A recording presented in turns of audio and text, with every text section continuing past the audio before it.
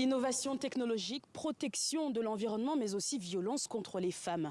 Voici quelques-unes des thématiques qui ont été évoquées pendant cette semaine qu'aura duré ce sommet. Shogom, c'est l'occasion pour les dirigeants des 54 pays du Commonwealth, majoritairement des anciennes colonies anglaises, de se rencontrer, de discuter, mais surtout de trouver des solutions à des problématiques communes. Ce sommet de cette année, il a été marqué par le discours du prince Charles, car jusqu'à présent, le Commonwealth n'a jamais abordé publiquement son héritage du colonialisme ou de l'esclavage.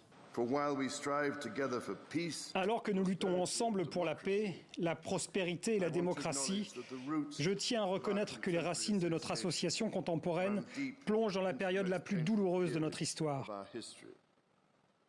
Je ne peux pas décrire la profondeur de ma douleur personnelle face à la souffrance de tant de personnes, alors que je continue à approfondir ma propre compréhension de l'impact durable de l'esclavage.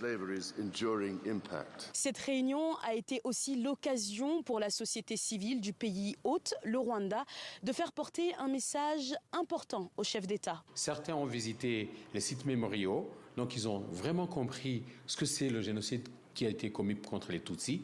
Alors, on leur demande, au retour dans leur pays d'origine, de faire en sorte que ces présumés coupables qui ont participé justement au génocide contre les Tutsis soient traduit en justice. En cette journée qui annonce la conclusion du sommet, l'adhésion au Commonwealth du Gabon et du Togo a été annoncée ici même au centre de convention de la capitale rwandaise. À noter que ce sommet se tient au moment où le Rwanda est très critiqué après la signature en avril dernier d'un accord avec le Royaume-Uni prévoyant l'expulsion vers Kigali de milliers de migrants ayant traversé illégalement la Manche. Un accord qui a suscité l'indignation de nombreuses ONG des droits humains et du prince Charles, d'après la presse britannique.